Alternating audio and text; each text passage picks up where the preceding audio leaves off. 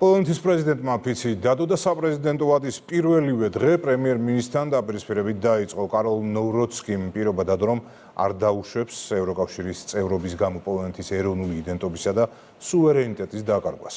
პროევროპელმა დონალდ ტუსკმა კი მას შეახსენა, რომ ქვეყანას მთავრობა მართავს. მარიამ გიგანის რეპორტაჟი.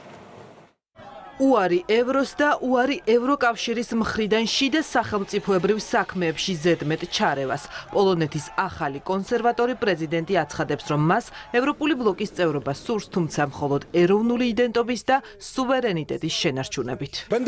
მე ვიქნები მათი ხმავისაც სუვერენული პოლონეთი სურს. პოლონეთი, რომელიც ევროკავშირშია, თუმცა არ იგივდება ევროკავშირთან, არამედ რჩება პოლონეთად. მათ შორის პოლონეთის მთავრობასთან დისკუსიებში, გადაწყვეტილებებში და საერთაშორისო ასპარეზზე. არასოდეს დავთანხმდები იმას, რომ ევროკავშირმა პოლონეთს კომპეტენციები წაართვას. უარს უცხადებ ევროს შემოღებას და ვემხრობი პოლონურ ვალუტას. ბოლო დროს პოლონეთის კონსტიტუციას რეგულარულად არღვევენ და უნდა დავიწყოთ მუშაობა ახალ კონსტიტუციაზე. დაუშვებელია მმართველობა ისეთი ფორმით გაგრძელდეს, როგორიც დღესაა.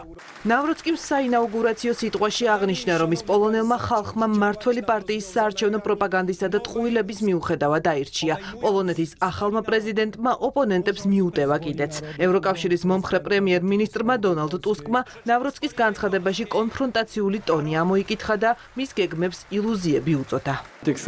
იმედი მაქვს, ეს დამცინავი და კონფრონტაციული ტონი პრაქტიკულ შედეგებამდე არ მივა. მიწევს ხოლმე მოთმინებით მოვუსმენო ისეთ სიტყვებს, რომლებიც ყოველთვის რეალობას არ შეესაბამება და ოცნებებია. პრეზიდენტი მალე შეეჩვევა პოლონეთში არსებულ რეალობას. რეალობა კი ისაა, რომ პრეზიდენტი წარმომადგენელია, მთავრობა კი მმართველი. კონსერვატორი პრეზიდენტისა და ცენტრისტი პრემიერ-მინისტრის დაპირისპირების ფონზე პოლონეთის ახალი რეალობა პოლიტიკურ კონფლიქტებს მოასწავებს, თუმცა პოლონელი ხალხი იმედოვნებს, რომ კაროლ ნავროცკი ქვეყანას ევროკავშირის მიერ თავსმოხვეული რეგულაციებისა თუ იდეოლოგიებისგან დაიცავს. ქარს უნდა გავატანოთ მემარცხენეები, ასევე ლგბტ ხალხი და სხვა ნაგავი, როგორც ეს უნგრეთმა გააკეთა. გვინდა რომ მემარჯვენე ძალა გვმართავდეს, ის დაგვპირდა, რომ მიგრანტებს აღარ შემოუშვებს ქვეყანაში და იზრუნებს ჩვენზე. ჩვენ მას ვენდობით. ამჟამინდელ მთავრობას კი საერთოდ არც ერთი დაპირება არ შეუსრულებია.